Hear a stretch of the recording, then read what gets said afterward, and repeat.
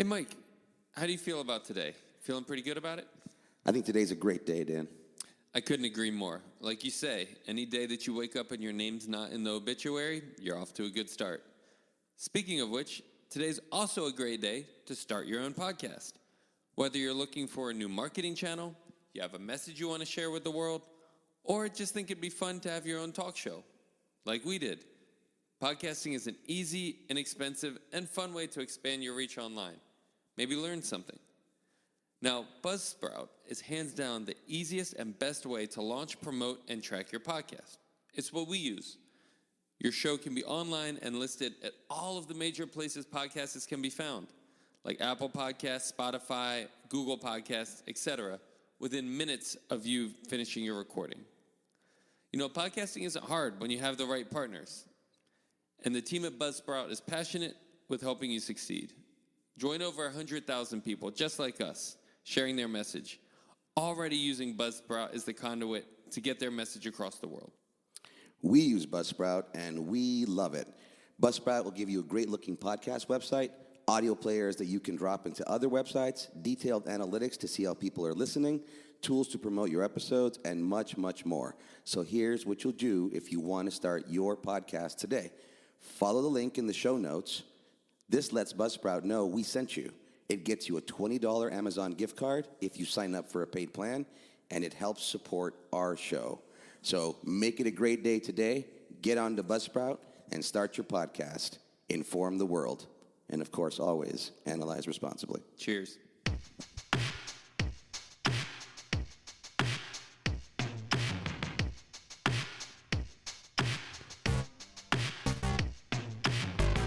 Welcome to ABA on Tap, where our goal is to find the best recipe to brew the smoothest, coldest, and best tasting ABA around. I'm Dan Lowry with Mike Rubio, and join us on our journey as we look back into the ingredients to form the best concoction of ABA on tap. In this podcast, we will talk about the history of the ABA brew, how much to consume to achieve the optimum buzz while not getting too drunk, and the recommended pairings to bring to the table. So without further ado, sit back, relax, and always analyze responsibly.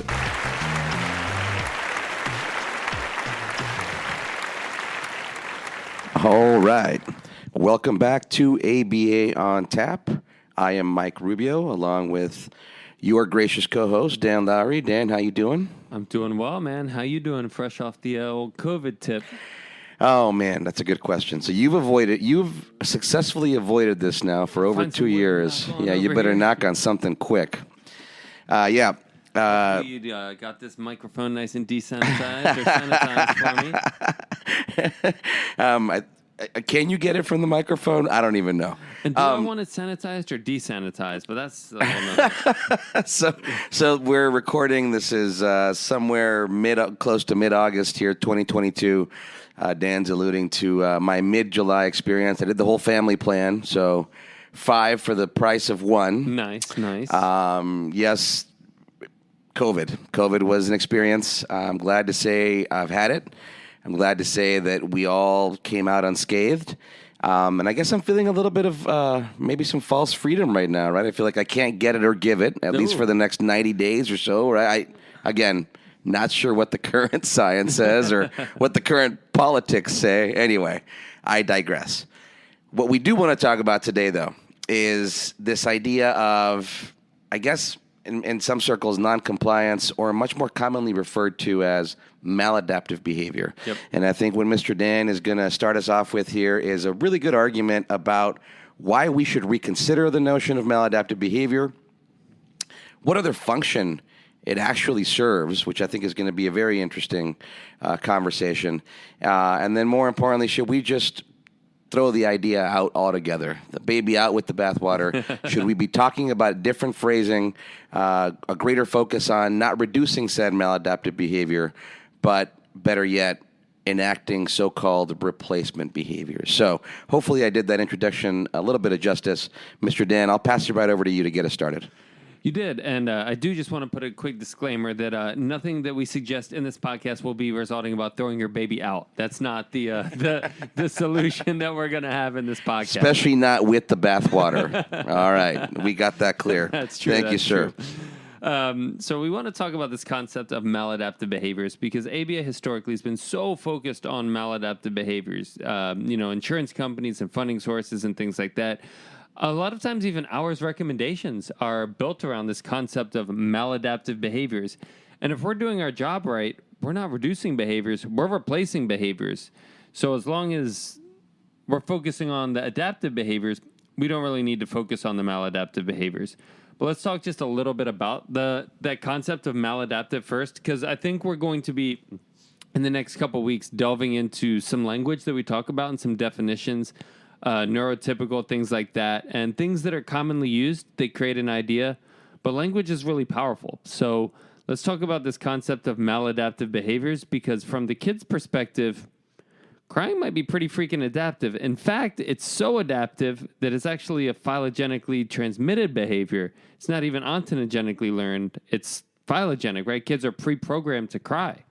So that's pretty darn adaptive. It's reflexive, it's instinctive, absolutely, as opposed to maladaptive. That's an excellent point. Yeah, absolutely. So I think we need to really, call a spade here. And what are we talking about when we're talking about maladaptive behaviors? Who's a maladaptive for?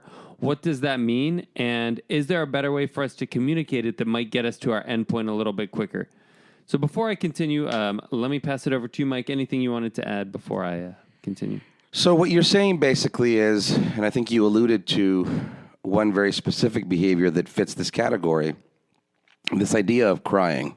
And I know that at least once on this podcast, we have reframed the idea of crying in terms of, excessive to the point of intolerance, meaning that we're looking at a certain viewpoint. We're looking at it from the adult's perspective. As a parent myself, as parents are, sort of instinctively hardwired to respond to their child's cry. And you're absolutely right. That's a very adaptive premise. Now, if we fast forward a little bit to say some of the clients we serve, this idea of crying now not necessarily being replaced, or there not being a competing stimulus or ability like the start of communication or vocal behavior, which would naturally, we would think, reduce said crying, and then avoid this whole response that we're having when parents come to us, right? One of the first things that parents might see in their young child is, well, my kid's not talking a whole lot, and they're crying for extended periods of time to the point of my discomfort as a parent, as an adult that's in the vicinity. And I think that's where maybe this idea of maladaptive comes in. So not maladaptive for the child, you're absolutely right. At some point, based on certain developmental features, maladaptive for the household, for the environment, certainly for the parent's reaction. And I'm saying that term loosely or using it in interpretation, knowing that as a parent myself, and we alluded to our COVID experience recently, or just at the beginning of the show here, my 19-month-old fussed a lot. She cried a lot. And did it feel maladaptive? Absolutely it did. At times, I'm sick. My wife is sick. My other two kids are also sick.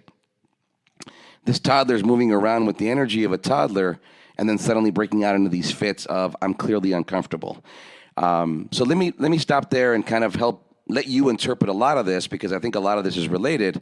Yes, there were many times where I looked at that, my 19-month-old, and I hit a point of frustration. Oh, wow, I wish you'd stop crying. At the same time, I had to step back and say, well, she feels like I do. She feels horrible right now. And she's telling me in all the words she has that she feels horrible, and then there's no other way for her to tell me other than to fuss and cry, despite it being shrill and nails on the chalkboard for me after the 45th, 46th minute. At some point, I also had to empathize and realize she's just letting me know she feels crummy, Sure, which is also interesting when you combine theory of mind and, your daughter probably starting to develop that, but still being a little maybe premature for that she would think everybody around her understands she feels upset about something. And without the ability to communicate that, that'd be really frustrating for an individual. I do want to highlight a definition that I pulled up here, I think from dictionary.com, but it said maladaptive, not providing adequate or appropriate adjustment to the environment or situation. So that's kind of a little bit interesting, talking more about that individual's adjustment to the environment, more maybe in the context that we use it. So I'm curious if the definitions kind of gain the context as we've given it context, or if somehow maladaptive has a different premise than adaptive. That's a thought I had. And then the second thought, you talked about crying certainly being a genetically predisposed behavior. It was really eye-opening to me when you were talking about on a behavior plan, maybe like a year ago or something like that, really defining crying on a behavior plan. And I thought that was really useful, right? Because we watch a movie sometimes when we cry, or you see you slice an onion, and there's all sorts of different variations of crying. And I've laughed so hard that tears have come out. Absolutely. Right? And are we trying to stop that? But sometimes in a behavior plan, we might see the word crying.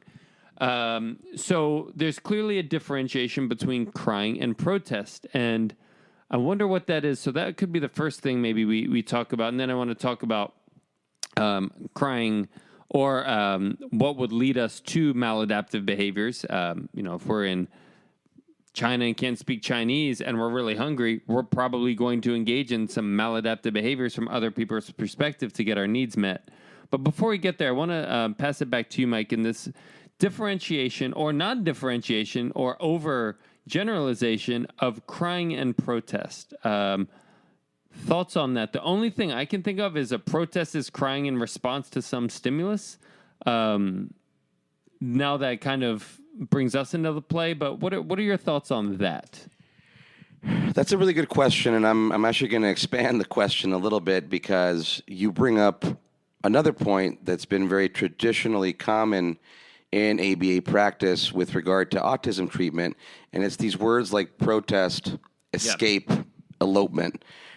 I'll leave it at that for now. We'll come back to that. But crying, I guess, is part of protest. Crying as a means of, refuting, saying, I don't want what's being presented to me. I'm at a point of frustration with what is being presented to me. It's actually crying, I would say, in its most basic sense, for a largely non-vocal child, is going to be some sort of negation. Sure. So the child basically saying no.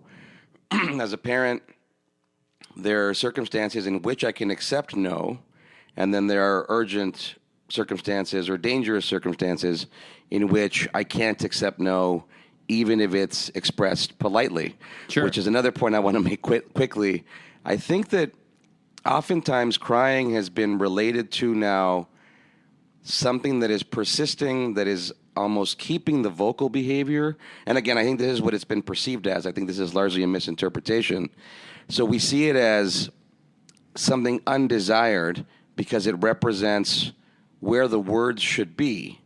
And in trying to teach those words and not getting them, then crying gets slotted into this idea of a behavior for reduction, by and large. So why do we even care? So in your example then, why?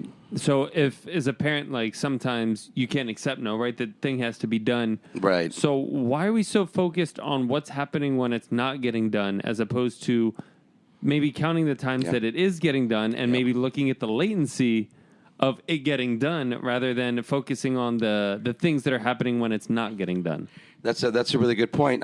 I'll answer that in one layer, which is something to do with the amount of time and the amount of energy being expended by the adult or by the parent. And what I mean by that is, not only, to your point, not only do we focus on when things aren't getting done, but we're focused on having those things be done immediately after we say they should be done.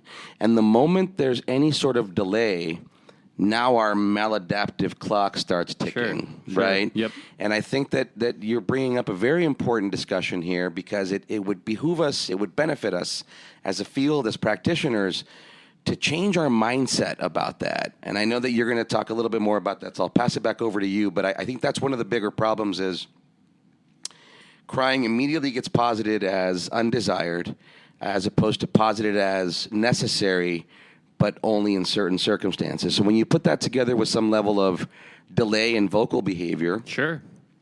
now a parent's concerned.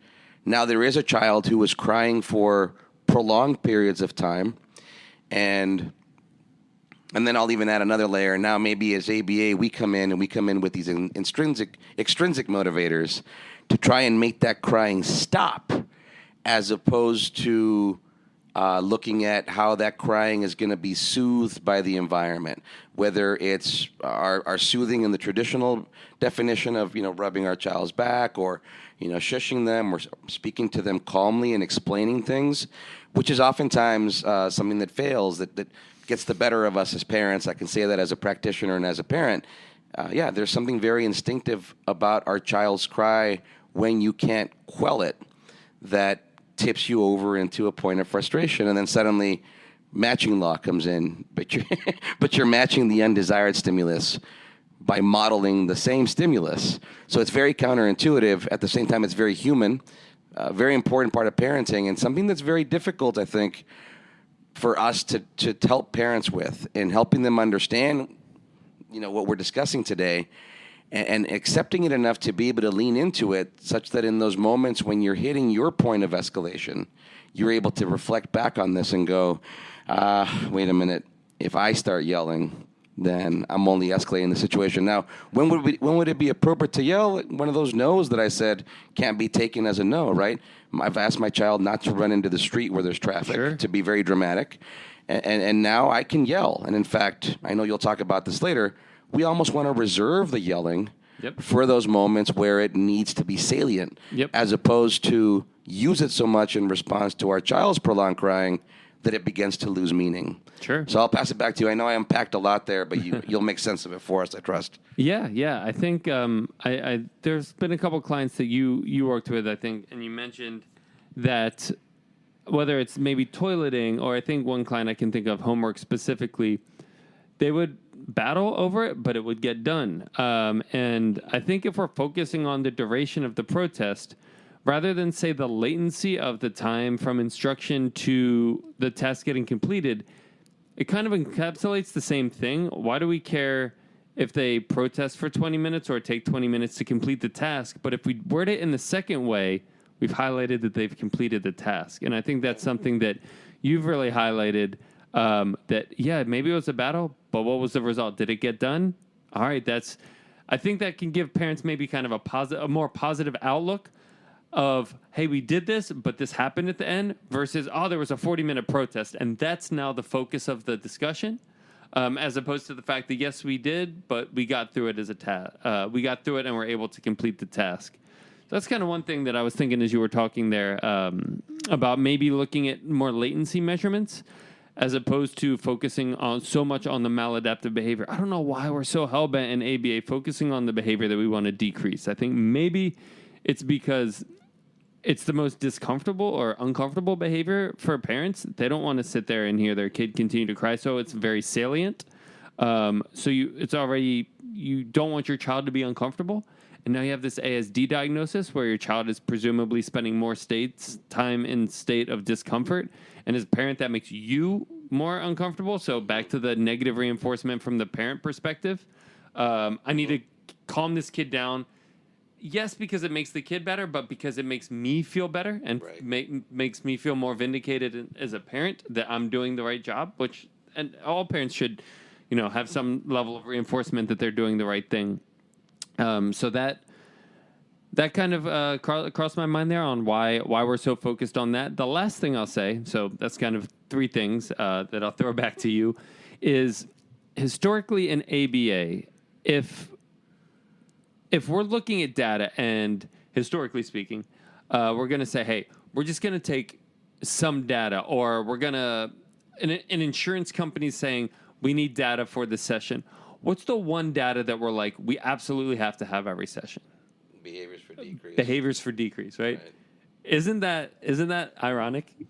Yeah, it's a, and we're not saying that it's incorrect as much as it might tilt our focus in a way that really detracts from our purpose, which is the replacement behaviors, right? And I think that's very wise to consider. So what if the kid has 0 protests that day? Does that mean we didn't do session because there's no behaviors for decrease that occurred? Well, right. And then if you don't mark those now suddenly in terms of documenting your session, right? So now we have to have some. Well, so I mean, let's make sure that we withhold something. Yes. Hey, Johnny, what motivates you? Give me that. I'm going to withhold it from you to make sure that you're motivated. And again, we joke, but that's a lot of the things we're trying to combat against here, or speak out against, and saying there's got to be a better way, folks. Now, yes, let me clarify something very quickly. By no means are you or I saying it's okay to sit there. So now let's bring up a different piece. By no means are we saying it's a good thing for your child to cry for prolonged periods of time, right? So that's something that we have to clarify, because we're saying here, hey, crying is some aspect of communication. It's okay for your child to cry. A lot of this discussion, or a lot of these thoughts, came to us from this idea of the early intervention, or the early learners, and considering, given the freedom of the funding source, and saying, all 2-year-olds cry. Do we really want to focus on this from a developmental perspective as a behavior for reduction? Or are we really just talking about increasing the language and the communication and the joint attention such that they can make themselves understood, and then again, naturally, the crying reduces? So you and I are not saying by any means, hey, allow your child to cry. In fact, we've had that discussion here with regard to another big problem in traditional ABA, which is this idea of extinction as blanket ignoring, where we do have children spending a lot of time in this prolonged, escalated state, where we know for a fact there is 0 learning happening. So what we're saying here is crying is valuable. We agree that prolonged crying is gonna wear on the parent, is going to interfere with the learning process in terms of escalation. And then we're also saying, with regard to how you deal with that crying, that's where we would benefit from changing our mindset. And what is it we can do now instead, knowing that, again, that blanket ignoring thing as a definition for extinction, we had that wrong, for sure, for many years. And anybody out there that wants to send us a message or would like to discuss that point further, we'd be glad to elaborate on that, because that's by and large something that both you and I agree needs to go away. Yes, there is room for extinction with some level of ignoring, but the way it's been applied traditionally in ABA is super counterintuitive, and maybe we can talk about that at this point for a little while. So I'll pass it back to you. Yeah, so I guess, Mike, let's say you're in like the Amazon or someplace, right? And you're with your kids, because I know that's where Papa Bear really gets enacted, when the kids are around. And let's say everybody's hungry, right? And you see somebody who's not, somebody around you who's consuming a lot of food. You haven't had food in a while. Your kids haven't had food in a while. How are you going to go about interacting with that person to try to acquire some food? What are you going to do? I mean, I'm going to appeal to their kindness in some way, shape, or form. I'm going to try to communicate as clearly as I can. I'm going to try to keep any sort of frustration from my hunger at bay, such that, I don't ward them off and work against my plan to get some of that food. I'm certainly going to try to keep my children's best interest in mind to see if that is a good motivating operation toward keeping my cool and getting said food. I don't know if I'm hitting the points you want, but I guess kind of what I was getting at is you might go first, ask them, like, hey, can I have some food? Yeah. They don't speak your language, okay? You might start pointing and stuff like that.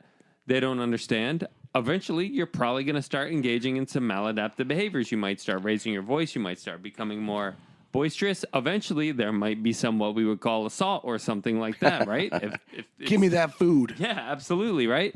When you run out of appropriate ways to communicate, you're going to engage in these behaviors. And is it a protest or whatever? You're trying to communicate something, and this is all forms of communication. And I think so often what happens is if that you have a need that's not getting met. And if that person that has the food that doesn't speak your language is just like, oh, this person's protesting, they need to stop. Well, that doesn't help you get those needs met. That doesn't help you or your kids get fed. And I feel like if our goal here is to try to look at the replacement behaviors, historically, the way that we've labeled the maladaptive behaviors and the focus we've put that we've put on them, we've put such a focus on the maladaptive behaviors that we've lost track of why they're doing it and the replacement behavior.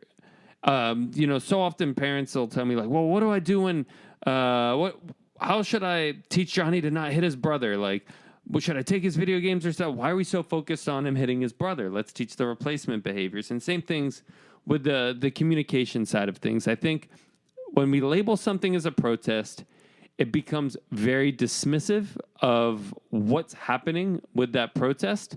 And we stop trying to figure out how we can help that individual, and we start trying to figure out how it affects us and how we can stop the protest. And that's kind of my contention there, is if we called it communication by crying, okay, now that individual is trying to communicate, let me help them communicate. But by calling it a protest, the first thing that almost everybody thinks of, whether they want to admit it or not, is we need to stop that. And the fact of the matter is we don't necessarily need to stop that. We need to meet that person's need or figure out how we can get on the same wavelength.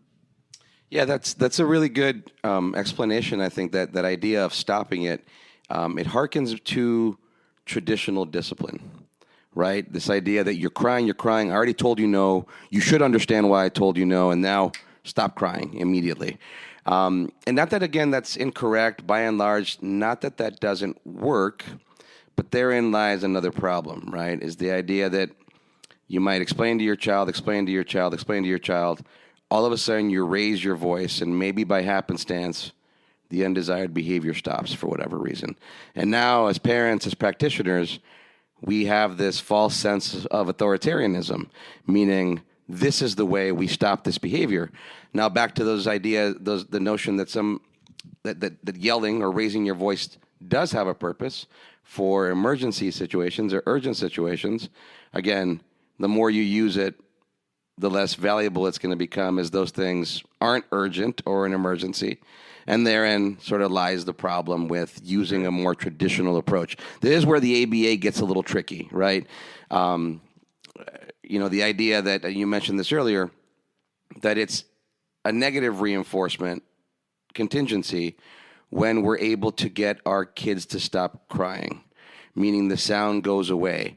And for some reason, if we just focus on that, then we lose sight of the fact that crying is communicating some level of negation. Sure. Crying is communicating some level of distress. And again, if you're thinking of a 2-year-old, then there's some aspect of soothing that has to come in. Now, the big fear of that, sort of the quandary, and I'll pass it back to you to help us decipher this, is that's almost unheard of in ABA, right? This idea, so my child is emitting an undesired behavior, and now you're telling me to soothe them?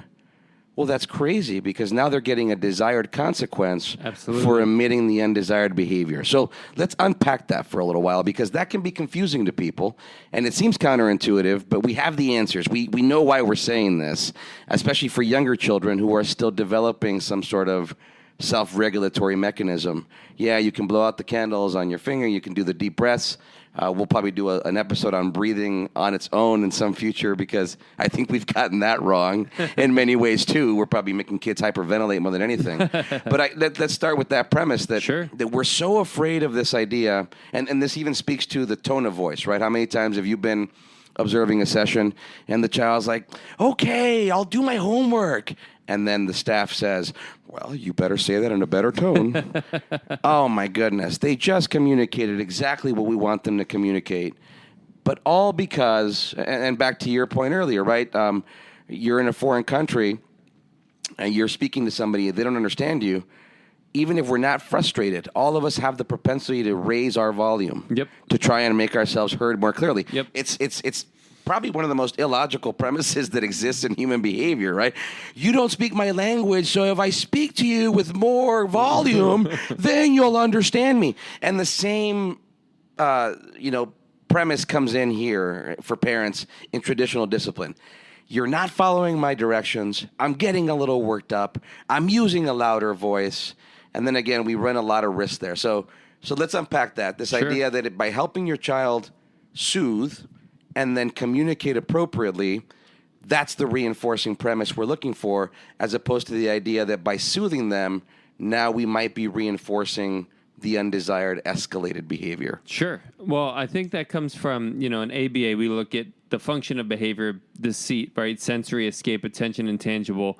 And sensory and attention, I think, got so overgeneralized. I think the vast majority of the behaviors which result in these higher, what we would call higher rate protest or higher magnitude protest, are either going to be they want to escape something, you're asking them to do something they don't want to do, put their shoes on, do homework, brush their teeth, and they don't want to do it, or they want access to something, the iPad, the candy, or maybe you, which could be a little bit of attention. But is by giving them attention and the sensory and getting them calmed down, that still hopefully allows us to get them to a calmer state where that motivating operation, whatever they were trying to escape from or get access to, we can then teach a replacement behavior while they're still motivated for it. So that would be the first thing I would say. I think it's just a huge overgeneralization of, black and white thinking, which I think is can be kind of dangerous. I would also say that kind of two anecdotes I would bring in. So let's say your girlfriend's, your wife, I was thinking my girlfriend, your wife is upset with you, and she comes up and she's upset with you. Are you just going to dismiss that and ignore that and be like, oh, you're protesting, I'm going to ignore you until you vocalize it in a different way? Or are you going to are we going to just blanket extinction our significant others? Is that what we do with people when they're actually upset? If again,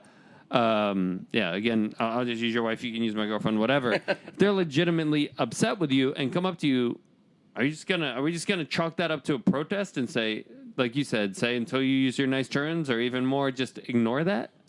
Is that what we do with non-autistic people? No, not necessarily. Not at all, right? No, not at all. I mean, and if you do, in fact, act that way, then you're probably going to encounter further escalation. Absolutely. Somebody's going to tell you, don't treat me that way. And again, it's not an illogical premise. It's very authoritarian. Yes. So you will speak to me only how I define you will speak to me before I will say that you can be heard by me. That's a good point. Yes. That is rough. So, I mean, again, to turn the example around a little bit, if I'm getting, God forbid, if I'm getting aggressive verbally, with my wife, she might certainly say, hey, I can't do it like this. Can we take a break and then come back, right? Which would be then different from the way we tend to practice with our clients, which is, you're younger than me, you're smaller than me. I have some sort of authority that's been assigned to me, and we'll talk about that in some other episode. And now I feel like I have this right to tell you, no, you said the right words, but you said them in the wrong way. So try again, and then don't escalate further, even though I'm doing something that would likely irk any human on this earth, because I'm sort of being very authoritarian. I'm putting you below me and saying you have to say the words I define, and you have to say them in the way I define, or I'm going to withhold access. That's harsh. That's Comes harsh. back to an empathy piece, right? You're clearly upset, and I'm upset, right? I'm upset because the stimuli in the environment, the yelling, screaming, whatever language is either offending me or not pleasing to me. And you're also upset because you're upset about something which is leading you to bring those stimuli to me. So it's interesting that we've just solely focused on ourselves in ABA of we need to stop everything that's unpleasant to us before I'm even going to attend to you. When it's like, well, maybe I should look at why you're upset first. Again, I really want to specify. We're not saying, oh, so you take an iPad away from a kid or something and they get really upset and we just go give them a hug and give them the iPad. That's not what I'm saying. But completely dismissing it and saying, oh, you're protesting. That means X, Y, and Z is pretty dismissive and almost affecting an individual's dignity. And I think looking at it very, like you said, authoritarian or very egocentrically from our perspective. Right. Knowing that all of us are born very egocentric. You alluded to theory of mind earlier, and that is one shift from, infancy, toddlerhood, early childhood. As we develop a theory of mind, we become less egocentric, meaning that we understand Not everybody thinks exactly like us. But yet we might impose that same lack of empathy in the example you're describing, right?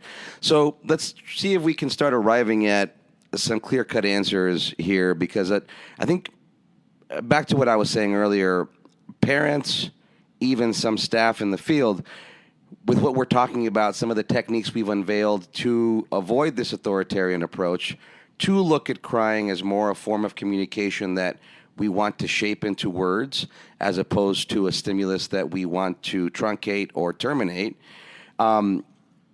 How do we find that balance? How do we help parents understand or staff understand, no, you're not training the child that you're a pushover or that you're going to give into this or that you're always going to respond to that undesired tone that comes along with the desired words.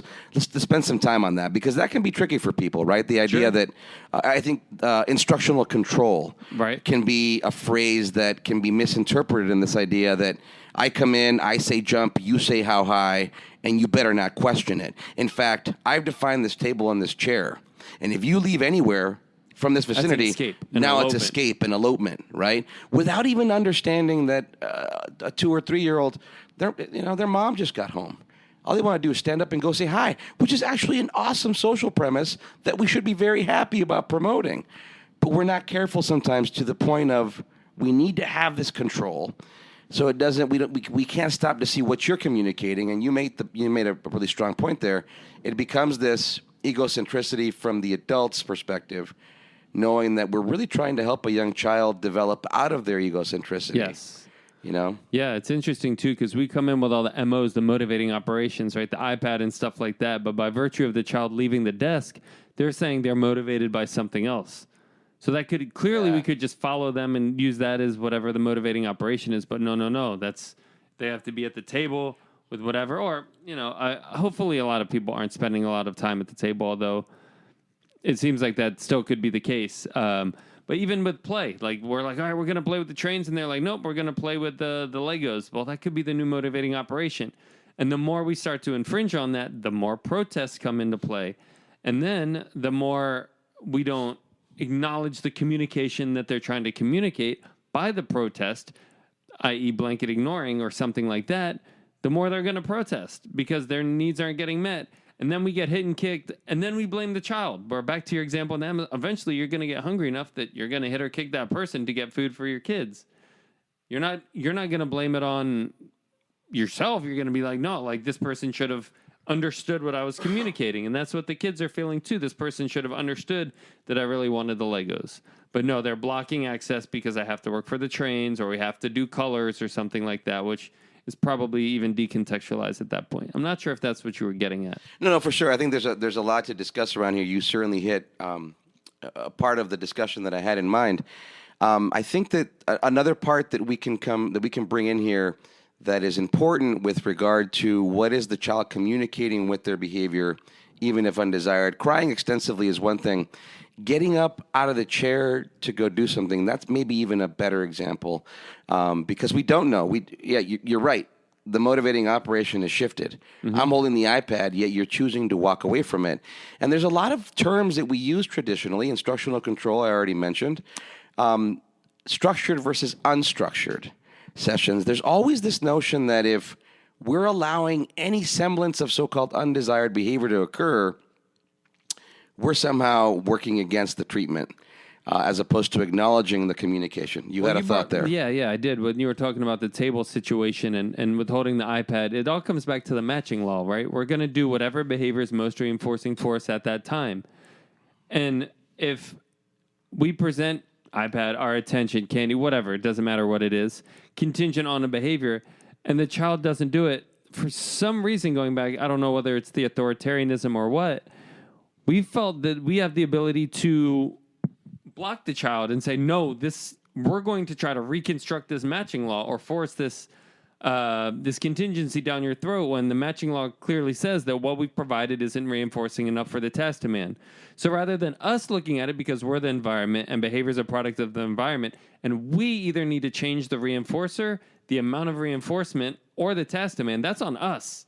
For some reason, we've looked at it as a protest or an escape and now blocked, which is a really interesting interesting premise when behavior is a product of the environment and we're the environment. So really, we shouldn't be doing any of these things. We should be changing what we're doing, but we just kind of blame it on the child and say, oh, it's a protest or an escape.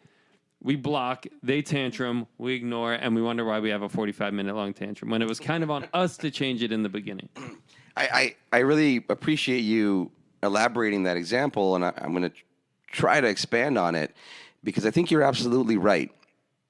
And I'm going to hopefully bring up another premise that I discussed earlier about how linear our thinking might be. And going back to this idea of, okay, so why is it valuable to have a child sit directly across from you at a table and do trial after trial? Because that would be the most efficient way in which to demonstrate instructional control, but better yet, get all the repetitive practice, that we think or that we know is important for encoding a new skill, for example. But we tend to have this idea that any example of that child getting up and moving away from the table now completely derails the whole plan. It's as if we forget our idea of differential reinforcement, our notion of shaping, the idea that as the child becomes more familiar and more efficacious with whatever tabletop task we're presenting, then the desire or the motivation to leave will also be more available, to stay rather than leave. But it's as if we forget in that moment. We have this notion of, for lack of better phrasing, errorless learning. The only way this learner is going to learn what we want to teach them right now is if the exact SD that we've defined is emitted by us, by me or my staff in the exact same way every time, leading to a very restricted, predefined target behavior with now a predefined consequence, whether or not we've tested that in a preference assessment or really found it reinforcing based on the fact that the child's leaving the table sometimes. So, again, I keep unpacking a lot of dynamic examples, but I appreciate having you here. You're so good at deciphering them for us. What do you say about that? How do we combat that in terms of embracing those other premises still? Like, if you leave the table, then it's as simple as me going to see what you're doing and then seeing if I can motivate you back. Or otherwise, I need to engage with you in whatever it is you're more interested in, because then I'm modeling a certain attention at that time. I mean, I'll pass it to you. Absolutely. I don't have kids, so I can't use kids examples. I have dogs, so I'll use a dog example. I would play catch with my dog, and he's much faster than me. So if he didn't want to bring the ball back, sometimes he wouldn't want to bring the ball back. He would want me to chase after him with the ball, and I was like, nope, I want you to come back here. And the more I would try to force him to give me the ball back, the more he would run away, and it would turn a chase game. So I have to find something more engaging to him than him running around with the ball by himself. And maybe that's my presence. Maybe that's something else. I think that's what we have to do with, because we work with people in general, like not, forcing it on them, but finding something that's more engaging and incenting them to come back to us. I do have I do want to just talk a little bit about the language concept, though, because a lot of parents that we work with, I'll say like, how does your kid communicate? And they'll say, my kid doesn't communicate. That's exactly why I think it's so important that we're relabeling what we talk about, because your kids are communicating. Crying is communicating. Pointing is communicating. All of these things are communicating. And I think what happens is these parents have an idea of what their child's going to be.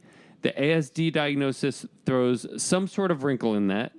And now when we're hyper-focused on tantrum and behavior, it also creates more anxiety or a disconnection between the parent and the child, or the parent's perspective of what the child does compared to the neurotypical, again, we'll talk about that word later, peers, and then, my child's tantruming all the time. Well, maybe your child's actually communicating, and they actually have the ability to communicate, which would be really empowering to the parents if we started to use those terminology and said, your child had 5 tantrums. Your child tried to communicate 5 times by doing this, but we're working on it. I feel like that would lead to the empowerment that we're really trying to get parents and these individuals on the spectrum and their parents to feel like that they have the empowerment. And the more that we can kind of redefine how we're labeling these things, ABA has terrible terminology. I do parent groups, and it takes me weeks to convince them that punishment taking the child's iPad away doesn't necessarily mean punishment, right? It's a behavior for decrease. We've picked the worst vocabulary in ABA for whatever reason. And I think tantrum and protests and stuff like that, a focus on that has been another poor application of terminology when we could be focused on the desired behavior much more so than this maladaptive behavior, and also labeling it as well. You bring up an interesting premise here. So instead of protest or tantrum, so to speak, we talk so much about clearly defining or describing the behavior, yet words like protest, tantrum, escape, elopement are so pervasive, right? And now you and I have had some funny encounters, professionally speaking, where you might see a graph on one of my reports that has a really long title because I've made an effort to say, crying extensively to the point of intolerance from the parent. And so let's talk about that. What else would escape be? Escape would be, I don't want to be here, I want to be there behavior. Yeah. Right? I mean, what is it communicating? I heard something, I'm sitting with you, and you're showing me something, and I'm engaged as a young child. I just heard something or thought of something, by and large, we don't know, but it made me go away from you in a different direction. We don't think of the value of that communication from even a cognitive, I know I'm getting kind of radical in our behaviorism here, but it's as if we're crippled by our own good nature to be objective and observant. Hand leading is another example of that, where we might miss the boat. What is hand leading communicating? So I want to go back to your escape question. Escape would be leaving towards a more desired motivating operation. Yeah. That's what escape is. And if we had leading, think about reading a report and you read escape, it's like, well, no, we got to stop that. But if we read leaving towards a more desired motivating operation, it's like, well, man, we're mean if we don't let them get to that more desired motivating operation. Again, not saying that we're always going to give it to them. We might make a contingency for that. But again, see how that's so much more dignified and empowering for that individual. Absolutely. And again, I think a lot of times it's the way things are communicated. Crying, the same thing, right? If the kid steps on a nail and falls to the floor and cries, is that a protest? If the kid laughs so hard that they cry, because crying's in the protest definition, right? So being very specific on what is happening, we have had to label groups of behaviors into labels, which I totally understand, so that we can get a better grasp of them. But I feel like we've almost got circular reasoning. We've almost created the thing we're trying to avoid by creating these terms like protest or escape or something or elopement. But if we were to say the child's communicating that they don't want to do something by crying, man, that's a lot more dignified than that child's protesting. Well, and the idea that so I love the way you just put that. Going back to our bread and butter, what's the function of crying? To communicate some level of distress, undesirability, negation, right? Now, I'll go back to my premise that unless it's a life-threatening situation, it means that when those kids cry, what we're saying is you don't get to negate. And if you do, then we get to start our data and see how long you're negating when we said you can't negate, even though you might be negating something that, again, it's not an emergency situation. I'm presenting a new stimulus to you. For example, you're unfamiliar with the stimulus. You're by and large disinterested, maybe at the beginning. I am imposing it on you. You begin to cry and say no, and instead of listening as the staff or as the adult, I say, no, you have to do this. Sure. So I'm not even going to listen to you saying no. I like the way you rephrase the other one, too. So elopement, that means I'm moving toward a different more attractive, more valuable, motivating operation, right? Yep. That's all that means. But because we're so driven, historically, by our trial base, we had, just like removing items from kids, in order to make another trial happen, we fall into that trap of authoritarianism. No, we have the instructional control. That means I have a right to remove that item from you, even though the appropriate way to do it would be to request it from you and see if I can motivate you enough with whatever stimulus I have to present next for you to relinquish that item. Or better yet, do you have to relinquish that item? Could it be concurrent reinforcement as long as you're also engaging in a joint attention fashion to the other stimulus I have? What's wrong with you keeping the so-called reinforcer in your hand as you also engage in this new task? Again, there's probably situations where that wouldn't be optimal or ideal, but it's almost like we fail to see all those other permutations because we need this idea of instructional control so much that we forget the function of basic behaviors that we've defined as undesired, but that have a whole lot of adaptive value. Yeah. I think this concept of protest, right? I think that a lot of parents, it goes back to your English parenting example, right? Yes, Mummy. Of course, Mummy.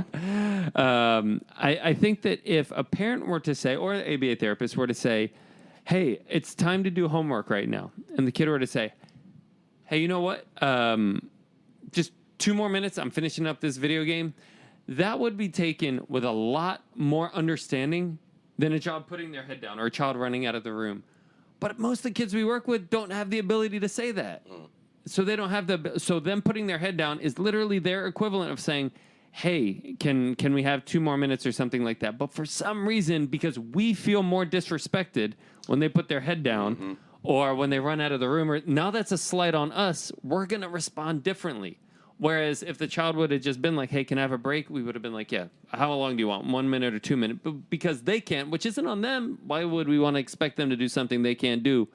Because it evokes a different response from us or a different feeling from us.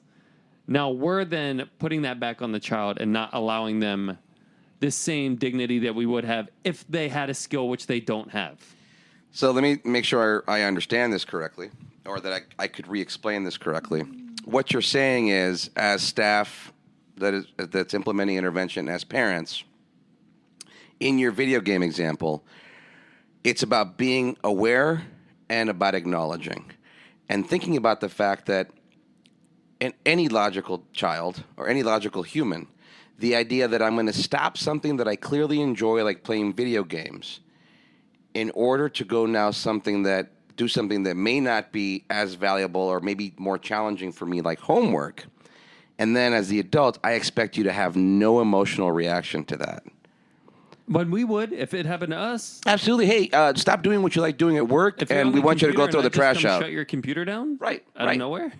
So another premise there, another point that you bring up, being aware enough to see where your child is, because if they're playing video games, they're communicating interest in that stimulus. Where are you in that game?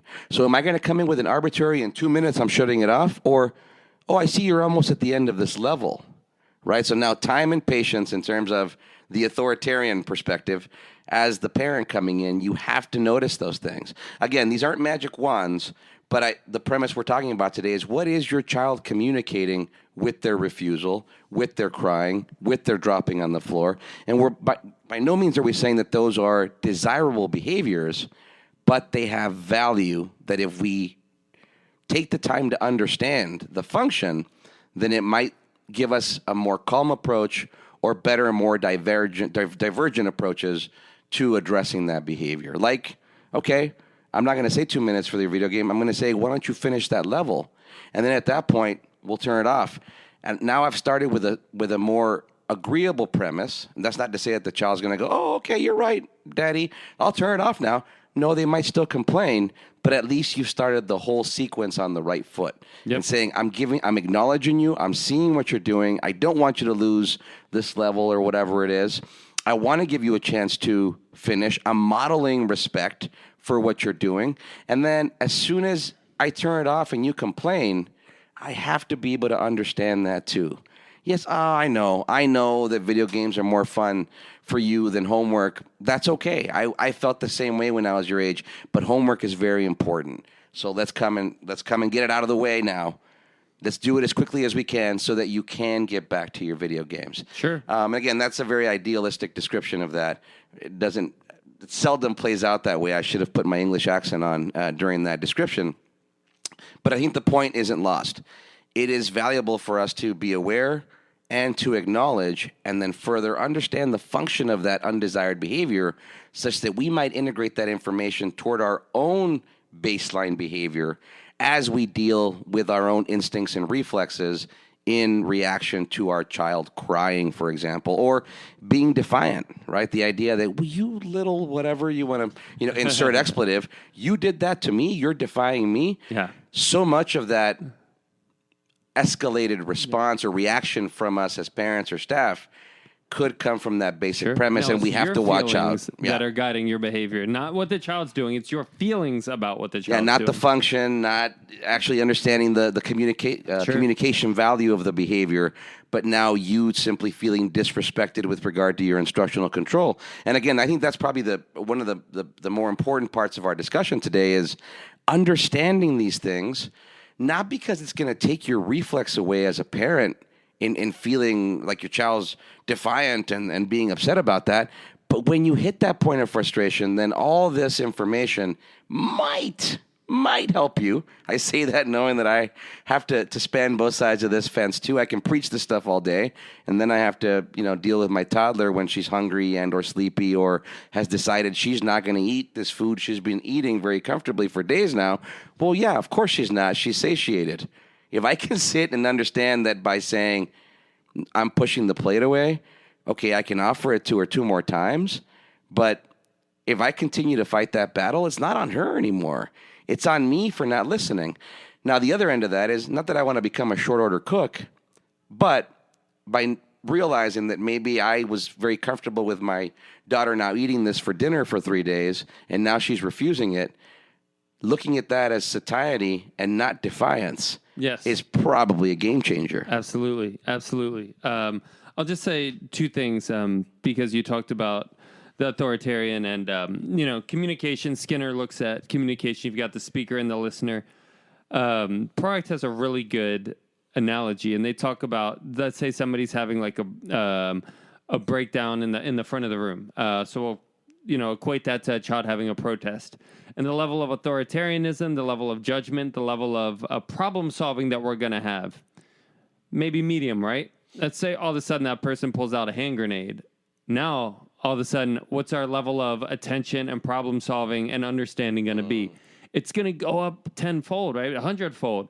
Now, their breakdown isn't any more or less severe, right? But it's the effect on us that's now changing our whole response to that situation. So, your kids are kind of in that situation as well, and having that same level of problem solving.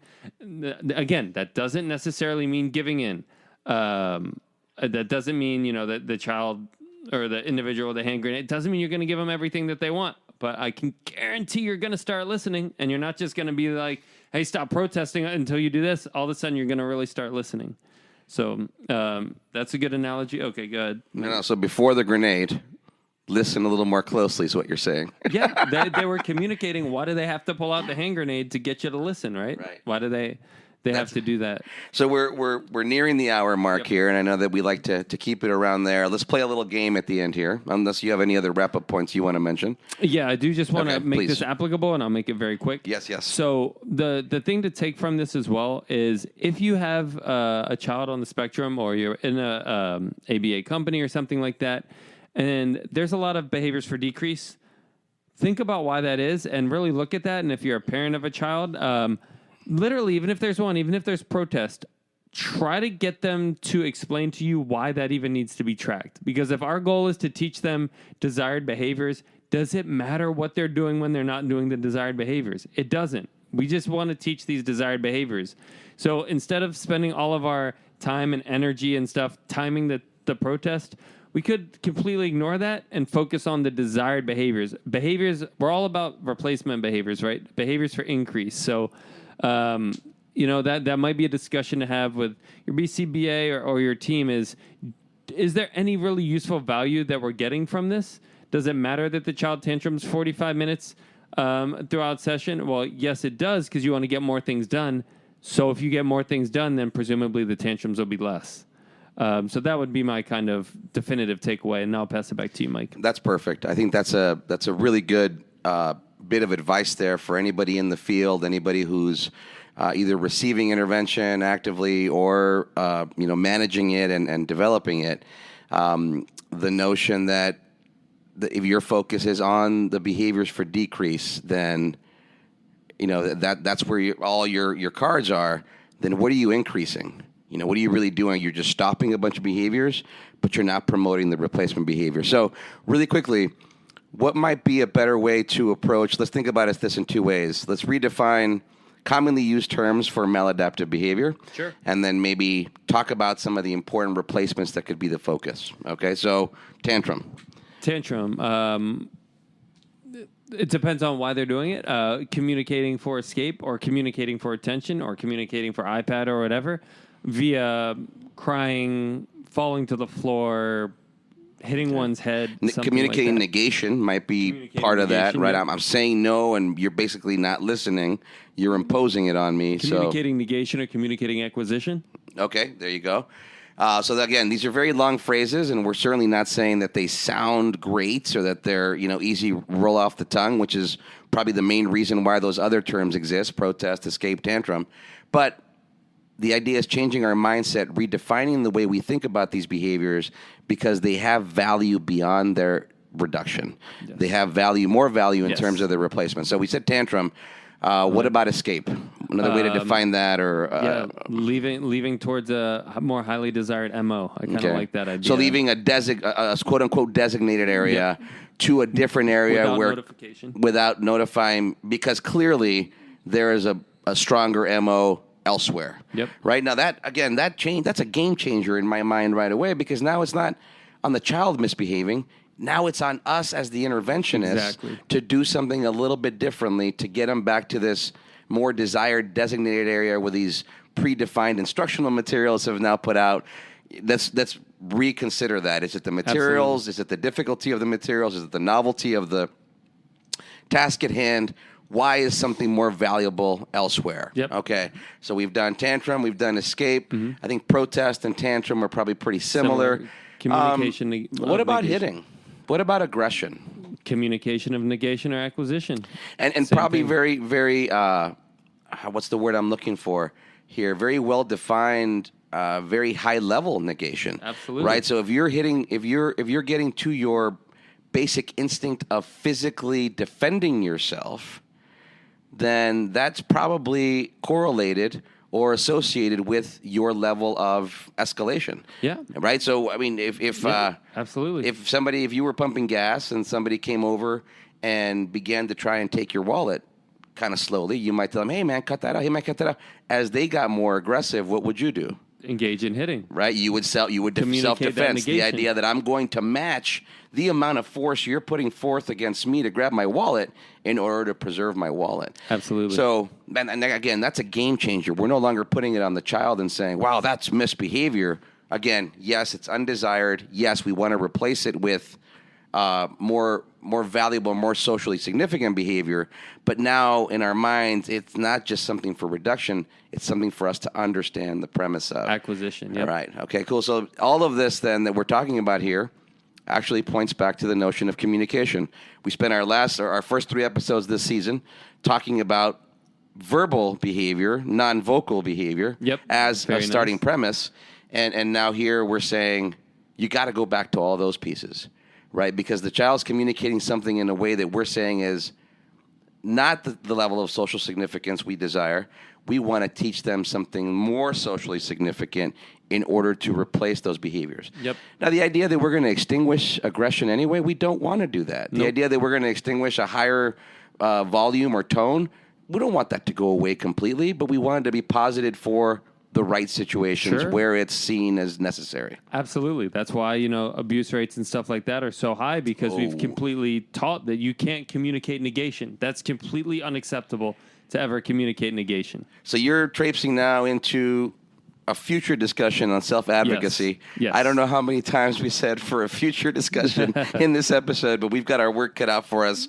We are at a good stopping point here. So just as a quick wrap up, listen to those maladaptive behaviors closely. Yep. Consider looking at maladaptive from a different lens, using a different word altogether, expanding and further describing the definitions of those behaviors that you're trying to reduce, and then make sure that your focus is on the replacement behaviors, not the reduction of those behaviors. Anything else as we wrap up here, sir? And always analyze responsibly. Cheers, brother. ABA on Tap is recorded live and unfiltered. We're done for today. You don't have to go home, but you can't stay here. See you next time.